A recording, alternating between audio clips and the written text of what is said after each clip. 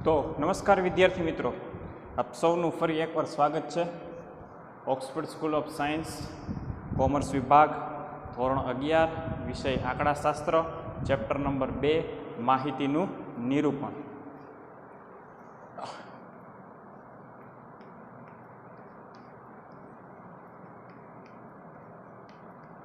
છેલ્લા લેક્ચરની અંદર આપણે થોડીક થિયરી સમજી અને એ થિયરીની અંદર મેં તમને જણાવ્યું એ પ્રમાણે કે બે પ્રકારની માહિતી હોય, બે પ્રકારના ચલ હોય. પહેલો ચલ સંખ્યાત્મક ચલ, સંખ્યાત્મક ચલ પર રહેલી માહિતીને સંખ્યાત્મક માહિતી કહેવાય, અને એક ગુણાત્મક ચલ. બરાબર. અને મેં તમને છેલ્લા લેક્ચરની અંદર એવું કીધું હતું કે ગુણાત્મક ચલની વાત, ગુણાત્મક માહિતીની વાત હમણાં આપણે થોડો સમય સુધી કરશું નહીં, કારણ કે સંખ્યાત્મક માહિતી ઉપર જે ચેપ્ટર જે છે, સંખ્યાત્મક માહિતીનો જે ટોપિક જે આપણને ચેપ્ટરની અંદર આપ્યો છે એ મોટો ટોપિક છે. 70-75% માત્ર ને માત્ર સંખ્યાત્મક માહિતીને આધારેના દાખલા છે, અને બાકીના 30% ગુણાત્મક એટલે કે અસંખ્યાત્મક ચલની માહિતીના દાખલાઓ છે. એટલે આપણે એવું નક્કી કર્યું હતું છેલ્લા લેક્ચરની અંદર કે હમણાં આપણે સંખ્યાત્મક ચલ અને સંખ્યાત્મક માહિતી પરના જ તમામ દાખલા શીખવા માટેનો પ્રયત્ન કરશું. પછી તો કે છેલ્લા લેક્ચરની અંદર મેં સતત ચલ અને અસતત ચલની વાત કરી હતી. તો કે ભાઈ સંખ્યાત્મક ચલના પાછા બે પ્રકાર આપણે જોયા હતા. બરાબર. અસતત ચલ, સતત ચલ. સતત ચલ કોને કહેવાય, અસતત ચલ કોને કહેવાય, એની મેં તમને ચર્ચા કરી હતી. હવે આ લેક્ચરની અંદર દાખલા ગણવા માટે જે આપણી પાસે જે પ્રાથમિક સમજ હોવી જોઈએ, એ પ્રાથમિક સમજ મેળવવા માટે મેં જે બે ટોપિક લખ્યા છે એને આપણે ચર્ચા કરીએ અને સમજવાનો પ્રયત્ન કરીએ. વર્ગીકરણના પ્રકાર. વર્ગીકરણના મુખ્યત્વે બે પ્રકાર છે. એક સંખ્યાત્મક માહિતીનું વર્ગીકરણ અને બીજું ગુણાત્મક માહિતીનું વર્ગીકરણ. વર્ગીકરણ છે, વર્ગીકરણ એના કેટલા પ્રકાર છે? તો કે વર્ગીકરણના આમ તો બે પ્રકાર છે. સંખ્યાત્મક માહિતીનું વર્ગીકરણ અને ગુણાત્મક માહિતીનું વર્ગીકરણ. પણ આપણે છેલ્લે ડિસ્કસ થઈ એ પ્રમાણે કે આપણે સંખ્યાત્મક માહિતી વિશે જ આપણે હમણાં ભણવાનું છે, એટલે ગુણાત્મક માહિતીનો કોઈ પણ આમાં હું ટોપિક આવરી લઈશ નહીં.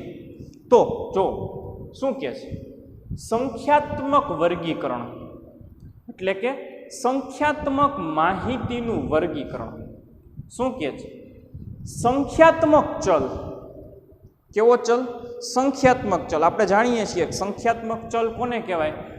તો કે બે વ્યક્તિ ચર્ચા કરતા હોય અને એક વ્યક્તિ બીજા વ્યક્તિને પ્રશ્ન પૂછે અને પ્રશ્નનો જવાબ જો સંખ્યામાં મળે તો એ ચલને સંખ્યાત્મક ચલ કહી શકો તમે. બરાબર. તો કેવા ચલની વાત છે? તો કે સંખ્યાત્મક ચલ.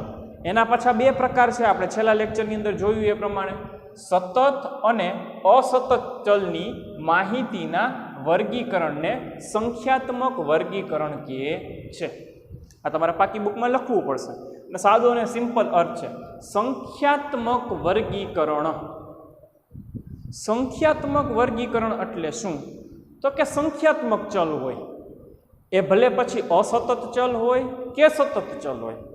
સંખ્યાત્મક ચલના જે બે પ્રકાર છે, અસતત ચલ અને સતત ચલ, ગમે તે હોય એનું તમે વર્ગીકરણ કરો, એને સંખ્યાત્મક વર્ગીકરણ કહેવાય. હવે વર્ગીકરણ એટલે શું એ પણ હું તમને હમણાં સમજાવું. ત્યારબાદ મેં બીજી એક વસ્તુ કીધી કે આવૃત્તિ.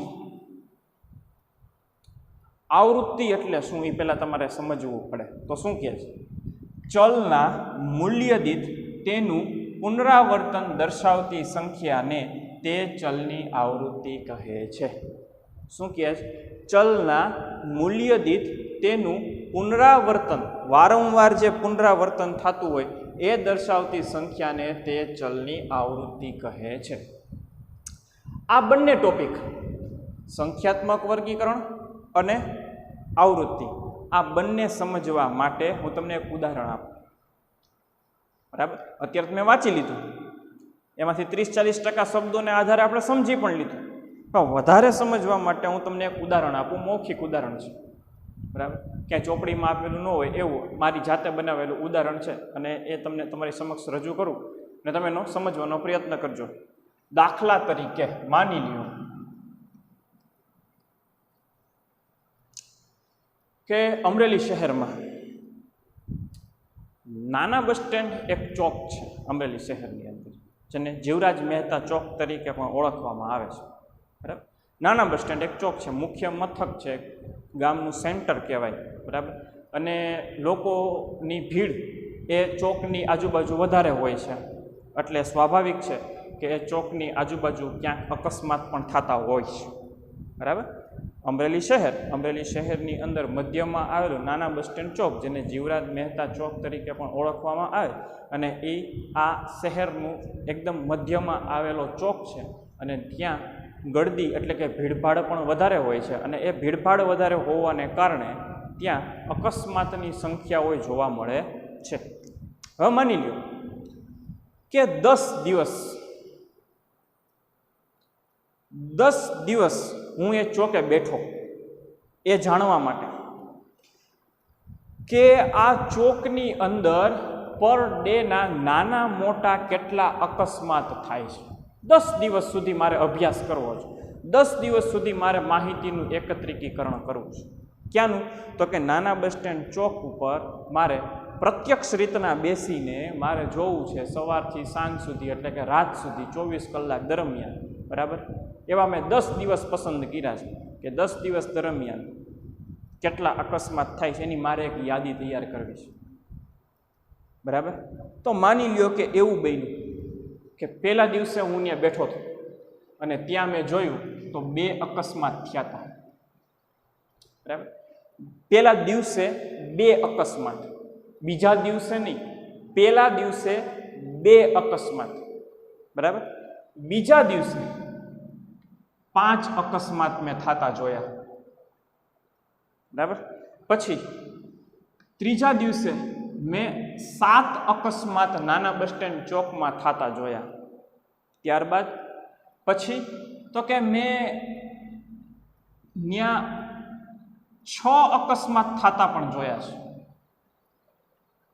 પછી તો કે મેં 5મા દિવસે બેઠો હતો તો પાછા 4 અકસ્માત થયા. પહેલા દિવસે 2 અકસ્માત, બીજા દિવસે 5 અકસ્માત, ત્રીજા દિવસે 7 અકસ્માત, ચોથા દિવસે 6 અકસ્માત અને 5મા દિવસે કેટલા? 4 અકસ્માત થયા. છઠ્ઠો દિવસ આવ્યો, છઠ્ઠા દિવસે પાછા ત્યાં 4 અકસ્માત થયા. 7મા દિવસે 2 અકસ્માત થયા. 8મા દિવસે હું બેઠો હતો ને તોય 2 અકસ્માત થયા. 9મા દિવસે બેઠો હતો ને તો 3 અકસ્માત થયા. અને 10મા દિવસે મેં જોયું તોય 2 અકસ્માત થયા હતા.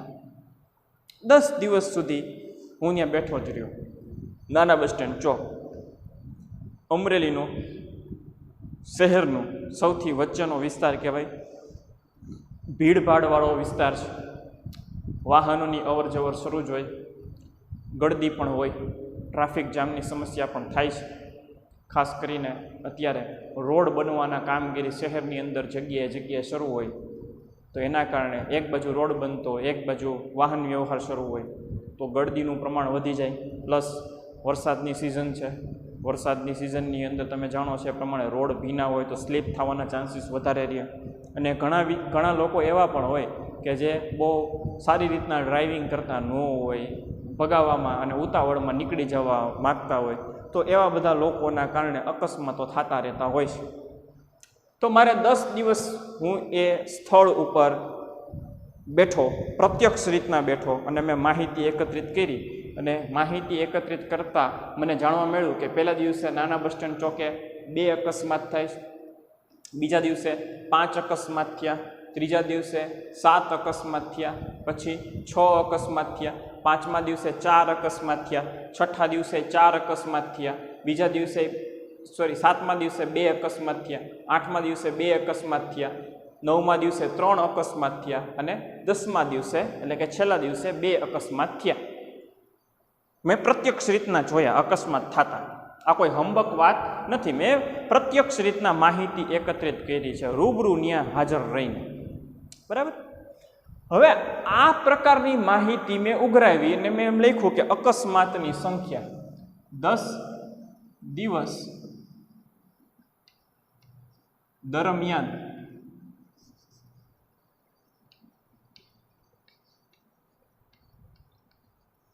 અકસ્માતની સંખ્યા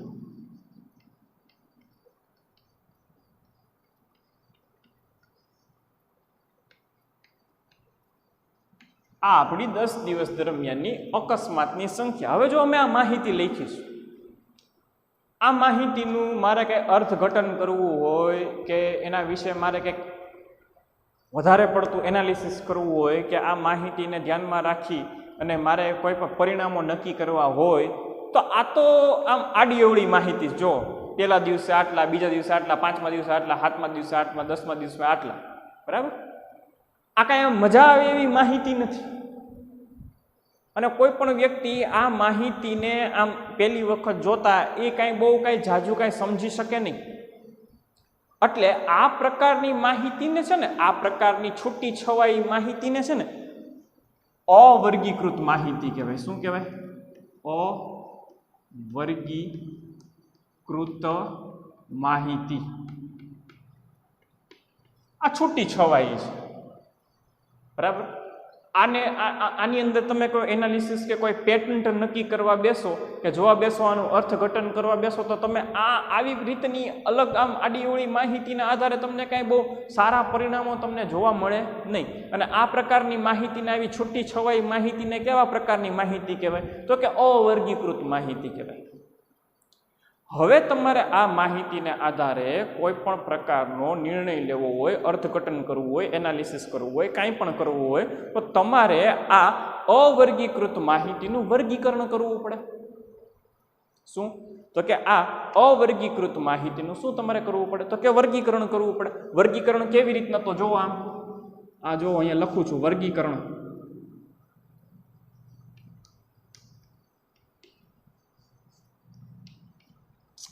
જો તો ઓછામાં ઓછા કેટલા અકસ્માત છે?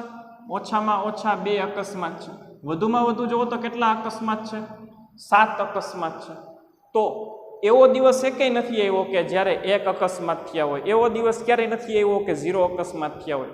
એવો દિવસ ક્યારેય નથી આવ્યો કે જો 8 અકસ્માત થયા હોય. ઓછામાં ઓછા 2 અકસ્માત થયા ને વધુમાં વધુ 7 અકસ્માત થયા. તો જો આપણો ચલ શું બનશે? તો કે અકસ્માત,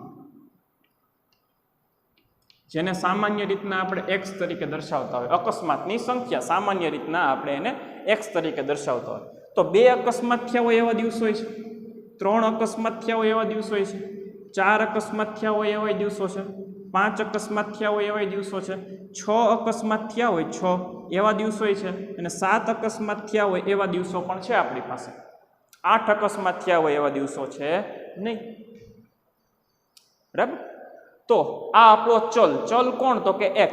x કોણ દર્શાવે છે? x શું દર્શાવે? તો કે અકસ્માતની સંખ્યા દર્શાવે છે. હવે જો હું એક પ્રકારનું છે ને અહીંયા ચિહ્ન કરું છું. શું કરું છું? ચિહ્ન. અહીંયા 2 છે તો 2 ની સામે એક ચિહ્ન કરું છું, બરાબર. પછી અહીંયા 5 છે તો જો 5 ની સામે હું એક ચિહ્ન કરું છું. પછી 7 છે તો હું જો 7 ની સામે એક ચિહ્ન કરું છું. પછી 6 છે તો 6 ની સામે હું એક ચિહ્ન કરું છું. પછી 4 છે તો 4 ની સામે હું જે ચિહ્ન કરું છું. પછી પાછા 4 છે તો વળી પાછું 4 ની સામે પાછું એક ચિહ્ન કર્યું. જો આ એકડા નથી લખતો, હું ચિહ્ન કરું છું, બરાબર. પછી તો કે 2 છે તો 2 ની પાસે ચિહ્ન કરું છું. પછી પાછા 2 છે તો વળી પાછા 2 ની સામે ચિહ્ન કરું છું. પછી તો કે 3 છે તો 3 ની સામે ચિહ્ન કરું છું. અને પછી છેલ્લે 2 છે તો વળી પાછું 2 ની સામે ચિહ્ન કરું છું. અને પછી લખું છું આ ચિહ્નોની સંખ્યા. આ ચિહ્નોની સંખ્યા લખું તો જો 2 સામે આપણે કેટલા ચિહ્ન કર્યા? 1 2 3 ને 4, તો અહીંયા 4. પછી 3 ની સામે કેટલા ચિહ્ન કર્યા? તો કે 1, તો આ આપણો 1. 4 ની સામે કેટલા ચિહ્ન છે? તો કે 2, તો આ આપણો 2. 5 ની સામે 1, 6 ની સામે 1 અને 7 ની સામે 1, તો અહીંયા 1 1 ને 1. આ શું કર્યું છે તો કે ચિહ્ન,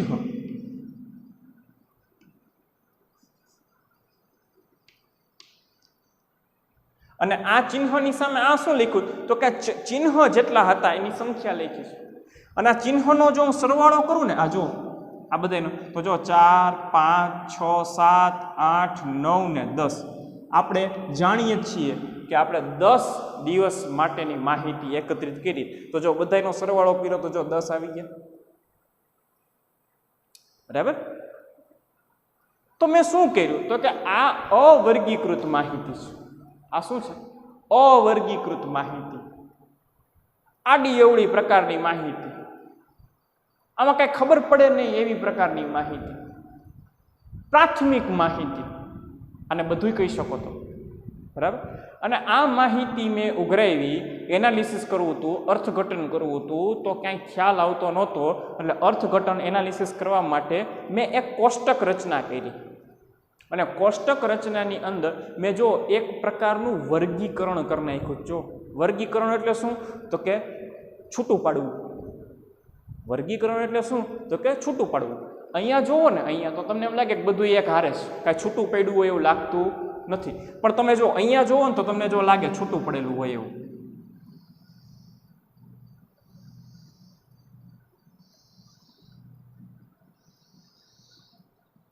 જો છૂટું પડ્યું, 2 અકસ્માત થયા એવા દિવસોને છૂટા પડ્યા, 3 અકસ્માત દિવસો થતા હોય, દિવસમાં થતા હોય એને છૂટા પડ્યા, 4 અકસ્માત 5 અકસ્માત 6 અકસ્માત 7 અકસ્માત થતા હોય દિવસોને છૂટા પાડી દીધા. જો તો આજે છૂટું પાડવું છે ને, છૂટું પાડવું છે બધાય અકસ્માત, પણ એ અકસ્માતના ચલ લક્ષણના આધારે, અકસ્માતની સંખ્યાના આધારે આપણે એ અકસ્માતને છૂટા પાડ્યા.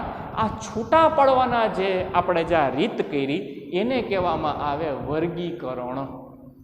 વર્ગીકરણ એટલે શું તો કે જે કોઈ માહિતી છે, જે કોઈ ચલ લક્ષણવાળી માહિતી છે, એને એના મેરિટ પ્રમાણે છૂટી પાડવી. એટલે જેમ કે જો સંખ્યાત્મક ચલ એ સતત ચલ હોય કે અસતત ચલ હોય, એ માહિતીના વર્ગીકરણને સંખ્યાત્મક વર્ગીકરણ કહેવાય. આ સંખ્યાત્મક માહિતી જ છે, પણ એનું શું કર્યું મેં? વર્ગીકરણ કર્યું, છૂટું પાડ્યું. હવે આના આધારે, આ જો આ કોષ્ટકના આધારે હું એક વસ્તુ બહુ સારી રીતના નક્કી કરી શકું એમ છું, એનું એક અર્થઘટન બહુ સારી રીતના કરી શકું એમ છું. શું એનું અર્થઘટન થાય? આ કોષ્ટકના આધારે શું એનું અર્થઘટન, એનું તમે એનાલિસિસ કરી શકો તો કે ભાઈ 2 અકસ્માત થાય છે ને એવા દિવસોની સંખ્યા સૌથી વધારે છે. નાના બસ સ્ટેન્ડ ચોકની અંદર 2 અકસ્માત થાય ને એવા દિવસોની સંખ્યા સૌથી વધારે. જોઈ લો, 2 અકસ્માત થતા હોય ને એવા કેટલા દિવસો છે? 4 દિવસો છે. સૌથી વધારે કેટલા અકસ્માત થાય? વધુમાં વધુ 2 અકસ્માત. પછી 3 અકસ્માત થાય એવું ભાગ્યે જ બને છે. હા, 4 અકસ્માત થાય છે એવું બને છે ક્યારેક ક્યારેક. 5 અકસ્માત થાય એવું ભાગ્યે જ બને છે ક્યારેક જ. 6 અકસ્માત થાય એવું ક્યારેક જ બને છે. 7 અકસ્માત થાય એવું ક્યારેક જ બને છે. 8 અકસ્માત થાય એવું બનતું જ નથી. 9 અકસ્માત થાય એવું કાંઈ બનતું જ નથી. તો આ કોષ્ટક રચના, આ વર્ગીકરણને આધારે હું એક અર્થઘટન કરી શકું કે અમરેલી ગામની અંદર નાના બસ સ્ટેન્ડ ચોકમાં અકસ્માત 2 થી 4 થાય છે. એનાથી વધારે કે ઓછા થવાની શક્યતા ખૂબ જ ઓછી છે. નાના બસ સ્ટેન્ડ ચોકની અંદર કેટલા અકસ્માત થવાની શક્યતા હોય છે કે રોજના 2 થી 4 અકસ્માત થવાની શક્યતા રહે છે. 2 થી 4 અકસ્માત થાય છે. એનાથી વધારે અકસ્માત થવાની શક્યતા ખૂબ ઓછી છે. થાય છે, 4 કરતાં વધારે અકસ્માત થાય છે, પણ એની સંખ્યા 2 અને 4 કરતાં ખૂબ જ ઓછી છે. તો જો અહીંયા હું કોઈ પણ જાતનો અર્થ કાઢી શકતો નહોતો. શું કામ? તો કે આ અવર્ગીકૃત માહિતી હતી. એટલે જ એમ કહેશ કે તમારે કોઈ પણ માહિતીનું અર્થઘટન કરવું હોય ને તો એનું પહેલાં વર્ગીકરણ કરવું પડે. જો આપણે આ વર્ગીકરણ કર્યું ને વર્ગીકરણના આધારે હવે આપણે આ જોઈએ છીએ એના આધારે આપણે નક્કી કરી શકીએ કે નાના બસ સ્ટેન્ડ ચોકની અંદર 2 કે 4 અકસ્માત થવાની શક્યતા વધુમાં વધુ છે. બાકી 5 અકસ્માત, 6 અકસ્માત, 7 અકસ્માત કે 3 અકસ્માત થવાની શક્યતા સૌથી ઓછી છે. ખ્યાલ આવ્યો? આ વર્ગીકરણના આધારે તમે અર્થઘટન કરી શકો. આવી પ્રકારની માહિતીના આધારે કોઈ પણ જાતનું તમે અર્થઘટન ન કરી શકો. તમારે કોઈ પણ માહિતી હોય એ માહિતીનું અર્થઘટન કરવું હોય તો તમારે એનું વર્ગીકરણ કરવું પડે. વર્ગીકરણ કરવાની ઘણી બધી રીતો છે. આ તો મેં ફોર એક્ઝામ્પલ એક રીત તમને દેખાડી. વર્ગીકરણ કરવાની આપણા ચેપ્ટરની અંદર ખૂબ જ ઘણી બધી રીત છે. ખ્યાલ આવે છે? ઘણી બધી રીતે તમે માહિતીને વર્ગીકૃત કરીને પ્રસ્તુત કરી શકશો. આ તો મેં તમને ફોર એક્ઝામ્પલ તમને કીધું. ખ્યાલ આવે છે? તો આપણે સંખ્યાત્મક માહિતીનું વર્ગીકરણ ઘણી બધી રીતે કરશું. આ એક તો મેં તમને ઉદાહરણ આપ્યું છે. હવે બીજા ટોપિક ઉપર આવી જાઓ. શું કહે છે? ચલના મૂલ્ય દીઠ તેનું પુનરાવર્તન દર્શાવતી સંખ્યાને ચલની આવૃત્તિ કહે છે. શું કહે છે? ચલના મૂલ્ય દીઠ તેનું પુનરાવર્તન. પુનરાવર્તન એટલે વારંવાર વારંવાર આવવું. તો જો અહીંયા જો પુનરાવર્તન થાય છે. થાય જ ને? 2 અકસ્માત થતા હોય એવા કેટલા દિવસ છે? 4 દિવસ છે. જો પુનરાવર્તન થયું, ચલનું પુનરાવર્તન થયું. જો અહીંયા 4ની સામે જો પુનરાવર્તન થયું, અહીંયા પુનરાવર્તન નથી થયું. ઇટ્સ ઓકે, પુનરાવર્તન થવું જ જોઈએ એવું જરૂરી નથી, ક્યારેક ન પણ થાય. તો આજે આપણે જે આ સરવાળો કર્યો, આ ચિહ્નની સામે જે આપણે આ સરવાળો કર્યો, એને કહેવામાં આવે આવૃત્તિ. આ જે આપણને મળી ને, આને કહેવામાં આવે આવૃત્તિ. તો જો એ આવૃત્તિ અહીંયા કહેવા માંગે ચલની મૂલ્ય દીઠ. જો મૂલ્ય આ રહ્યું, મૂલ્ય દીઠ તેનું પુનરાવર્તન થાય દર્શાવતી સંખ્યાને ચલની આવૃત્તિ કહેવામાં આવે. પુનરાવર્તન થતી ચલની સંખ્યાને તેની આવૃત્તિ કહેવામાં આવે છે. આ છે એ પુનરાવર્તન. અને આખા કોષ્ટકને તમે વર્ગીકરણ કહી શકો. વર્ગીકરણ એટલે શું? તો કે છૂટું પાડવું. પોતાની લાક્ષણિકતાના આધારે રિપીટ પુનરાવર્તન થવાના આધારે મેં અકસ્માતની યાદીનું જે આવી રીતના રફલી યાદી આપી હતી, એ રફલી યાદીનું મેં એક પ્રકારનું વર્ગીકરણ કર્યું. અને વર્ગીકરણના આધારે જે ચલની પુનરાવર્તિત થતી કિંમત હતી, એ પુનરાવર્તિત થતી કિંમત મેં અહીંયા લખી. અને એ પુનરાવર્તિત થતી કિંમતના આધારે મને ખબર પડી કે આ બધા આવૃત્તિ છે. અને ટોટલ કેટલી આવૃત્તિ છે? તો કે 10 આવૃત્તિ છે. જો તમે ગણી લો, 1 2 3 4 5 6 7 8 9 ને 10. એટલે અહીંયાનો જવાબ 10 જ આવવો જોઈએ. અહીંયા 10 હોય તો જવાબ અહીંયા 11 કોઈ દી આવે જ નહીં, 9 કોઈ દી આવે જ નહીં. જો આવે તો તમારો જવાબ ખોટો, તમે કંઈક ભૂલી ગયા છો. ખ્યાલ આવે છે? તો આ છે વર્ગીકરણ અને આ છે આવૃત્તિ.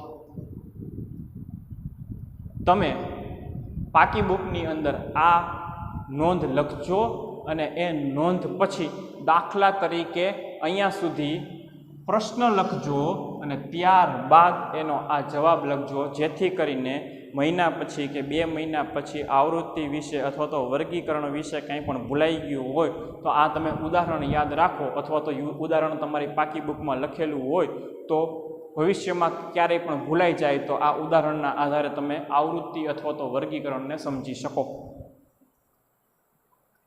ખ્યાલ આવે છે આખી મારો કહેવાનો ભાવાર્થ? હવે આ વર્ગીકરણ છે ને, વર્ગીકરણ 2 રીતે થઈ શકે.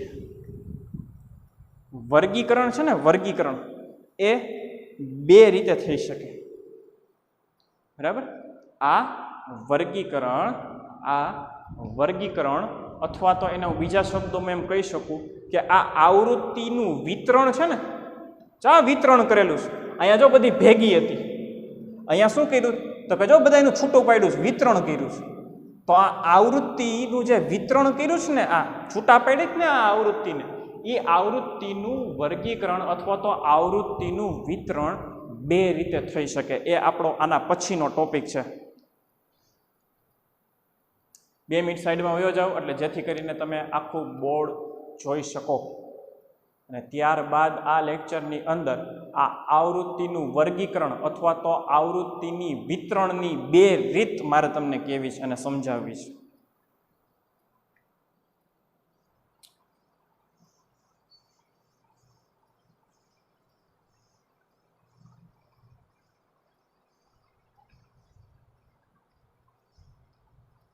આવૃત્તિનું વર્ગીકરણ અથવા તો આવૃત્તિ વિતરણ.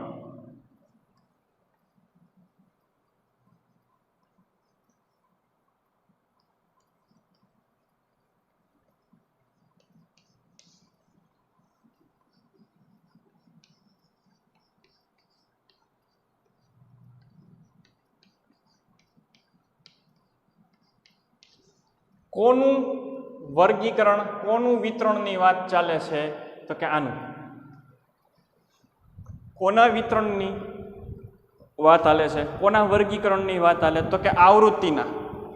અહીંયા આપણે આવૃત્તિ વિતરણ જ કર્યું છે, આવૃત્તિનું વર્ગીકરણ જ કર્યું છે, બરાબર.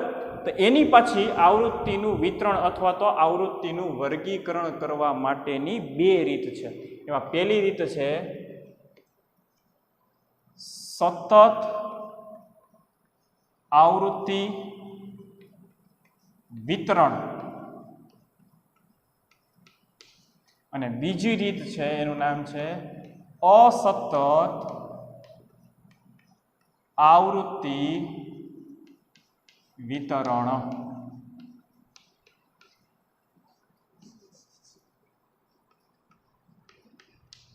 આ વર્ગીકરણ આ જે છૂટું પાડ્યું છે, આ જે વિતરણ કર્યું છે, એના પાછા બે પ્રકાર છે, સતત આવૃત્તિ વિતરણ અને અસતત આવૃત્તિ વિતરણ.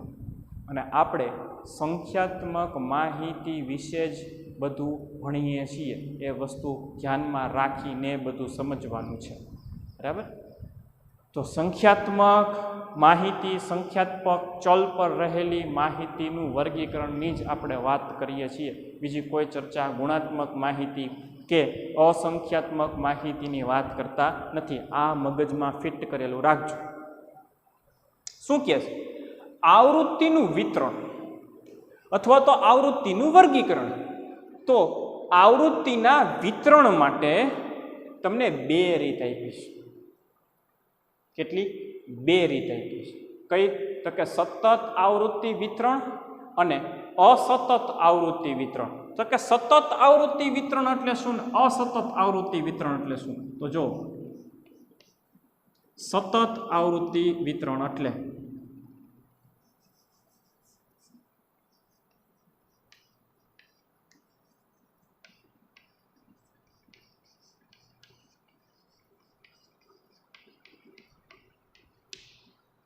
જો કોઈ માહિતીનો, માહિતી એટલે કોણ? તો કે આવી પ્રકારની, જો કોઈ માહિતીનો વિસ્તાર મોટો હોય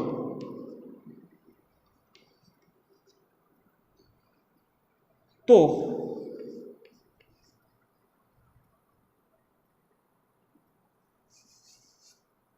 ત્યારે સતત આવૃત્તિ વિતરણ મેળવવામાં આવે છે.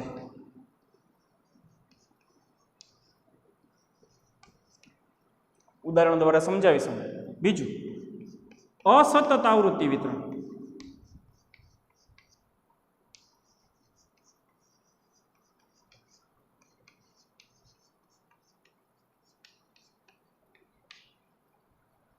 અસતત આવૃત્તિ વિતરણ જો કોઈ માહિતીનો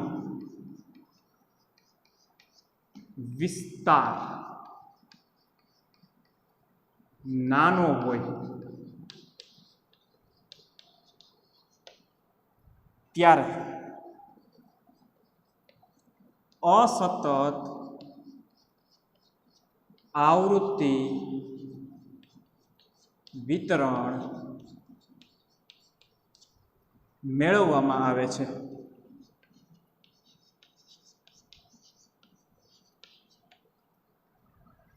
એક શબ્દ નવો આવ્યો. હા, એ શબ્દ પાછો અહીંયા છે. જો વાંચો શું કહે છે કે જો કોઈ માહિતીનો વિસ્તાર મોટો હોય ત્યારે સતત આવૃત્તિ વિતરણ મેળવવામાં આવે છે. અને પછી અસતત આવૃત્તિ વિતરણ એટલે શું કહેવા માંગે છે કે જો કોઈ માહિતીનો વિસ્તાર નાનો હોય ત્યારે અસતત આવૃત્તિ વિતરણ મેળવવામાં આવે છે. બરાબર.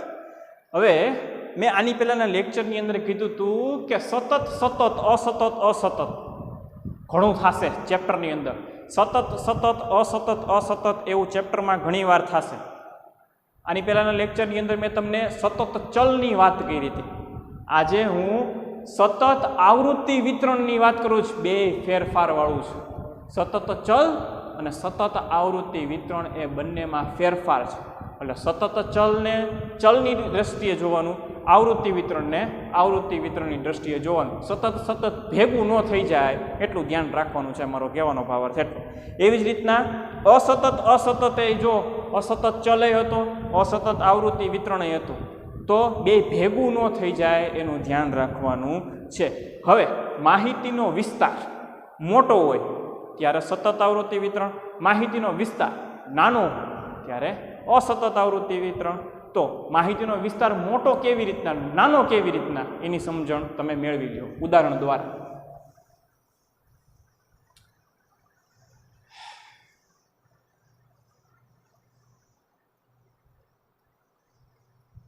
માની લ્યો કે ધોરણ 10 ની અંદર ધોરણ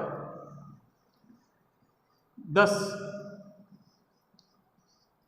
ના વિદ્યાર્થી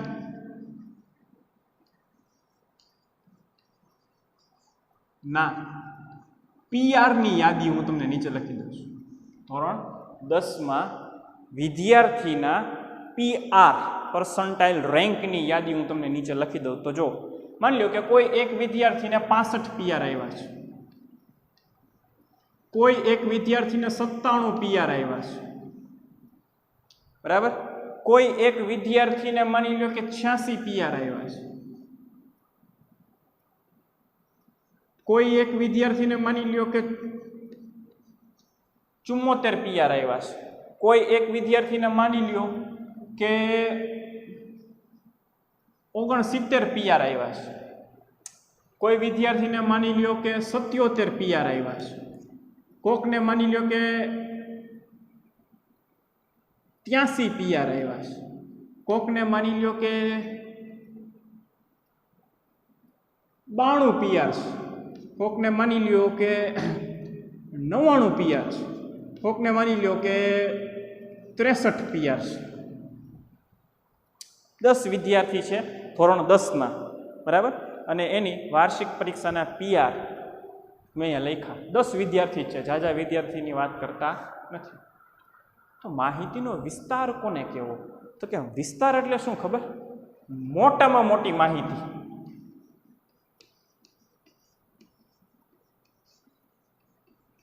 એમાંથી નાની માહિતી ની બાદબાકી કરવાની. શું કરવાની? મોટામાં મોટી માહિતીમાંથી નાનામાં નાની માહિતી બાદ કરવાની અને તમને જે જવાબ મળે એને વિસ્તાર કહેવાનો. આ મેં જે તમને વર્ણનમાં લખી દીધું ને, મોટી માહિતી, નાની માહિતી, એટલે એને હું તમને સાંકેતિક ભાષામાં લખી દઉં તો શું ખબર? x minus x. મોટી માહિતી, હાઈએસ્ટ માહિતી, હાઈએસ્ટનો h, નાની માહિતી, લોએસ્ટ માહિતી, એનો l, અને વિસ્તાર ને ઇંગ્લિશમાં રેન્જ કહેવામાં આવે. વિસ્તારને ઇંગ્લિશમાં રેન્જ, RANGE, રેન્જ કહેવામાં આવે.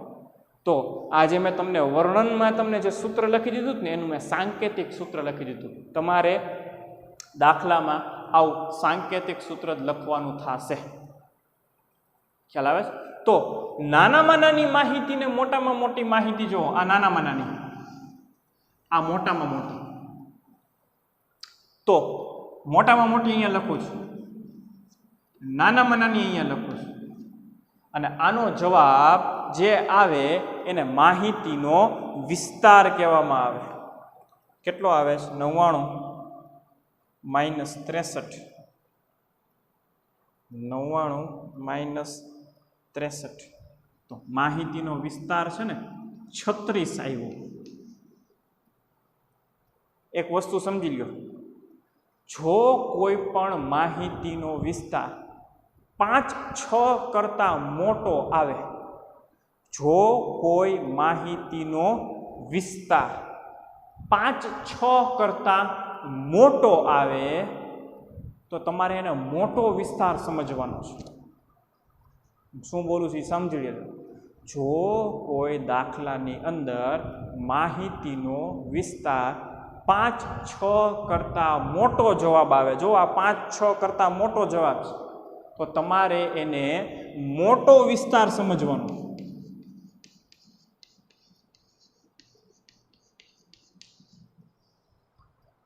જો મોટો વિસ્તાર આવે તો તમારે સતત આવૃત્તિ વિતરણ મેળવવાનું છે, અને સતત આવૃત્તિ વિતરણની અંદર તમારે વર્ગો બનાવવા પડશે. તમે વર્ગ જાણો છો, વર્ગ એટલે શું? નથી કહેતા 0 થી 10, 10 થી 20, 20 થી 30, એને વર્ગ કહેવાય. તો જ્યારે કોઈ પણ માહિતીનો વિસ્તાર 5 કે 6 કરતા મોટો આવે તો તમારે એને મોટો વિસ્તાર સમજવાનો છે. અને મોટો વિસ્તાર જ્યારે હોય તો અહીંયા મેં લખ્યું છે પ્રમાણે કે ત્યારે તમારે સતત આવૃત્તિ વિતરણ મેળવવાનું થશે. સતત આવૃત્તિ વિતરણ એટલે શું? તો કે ટૂંકમાં વર્ગો બનાવવા પડશે.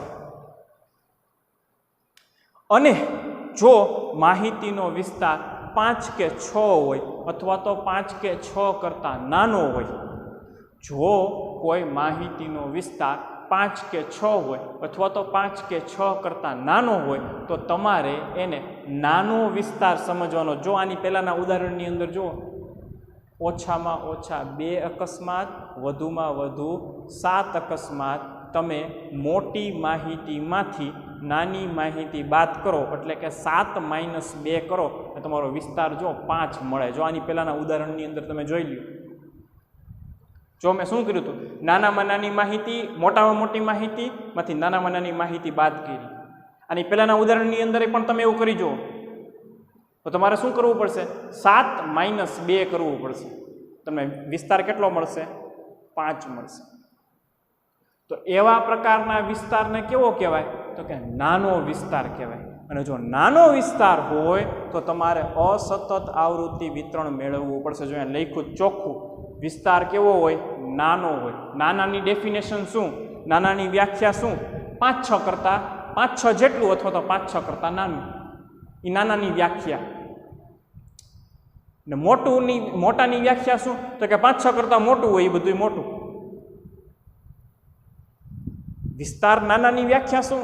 તો કે 5-6 જેટલી અથવા તો 5-6 કરતાં ઓછી હોય એને નાનો વિસ્તાર સમજવાનો. મોટો કોને સમજવાનો? તો કે 5-6 કરતાં વધી જાય બધાને મોટો સમજી લેવાનો વિસ્તાર. આ 5-6 કરતાં મોટો છે, જોઈ લ્યો. એટલે વિસ્તાર કેવો છે? તો કે મોટો છે. વિસ્તાર મોટો હોય તો કે તો તમારે સતત આવૃત્તિ વિતરણ. વિસ્તાર નાનો હોય તો કે અસતત આવૃત્તિ વિતરણ. આ સમજણ મેં તમને જે આપી એ સમજણ તમને 50, 30, 40, 50% તમને સમજાણી હશે. આના દાખલાઓ શરૂ થશે ને તમને વધારે સમજાશે. આના દાખલાઓ શરૂ થશે એટલે તમને વધારે સમજાશે. આજના લેક્ચરની અંદર શું સમજ્યા? વર્ગીકરણ, આવૃત્તિ, સતત આવૃત્તિ વિતરણ અને અસતત આવૃત્તિ વિતરણ, 4 મુદ્દાઓ સમજ્યા. હવે આટલી માહિતી ઉપરથી આના પછીના લેક્ચરની અંદર ચેપ્ટર નંબર 2ના આપણે દાખલા શરૂ કરી શકીએ. ખ્યાલ આવે છે? તો આના પછીના લેક્ચરની અંદર આપણે જે આ 2-3 લેક્ચરથી આપણે જે આ ચેપ્ટર વિશે માહિતી સમજીએ છીએ એ માહિતીના આધારે આપણે દાખલા ગણવાના શરૂ કરી દઈશું. અને એકવાર દાખલા શરૂ થઈ જશે એટલે તમે જે 2-3 દિવસથી જે થિયરી મારી પાસેથી સમજવાનો પ્રયત્ન કરો છો ને એ દાખલા શરૂ થઈ જશે ને એટલે તમને થિયરી આપોઆપ સમજાવવા મળશે, જો ન સમજાણી હોય તો. તો આ લેક્ચરની અંદર આટલું જ. આના પછીના લેક્ચરની અંદર ચેપ્ટર નંબર 2ના ધીમે ધીમે પ્રેક્ટિકલ, સરળ પ્રેક્ટિકલથી શરૂ કરીને દાખલા શરૂ કરી દઈશું. તો ત્યાં સુધી આભાર.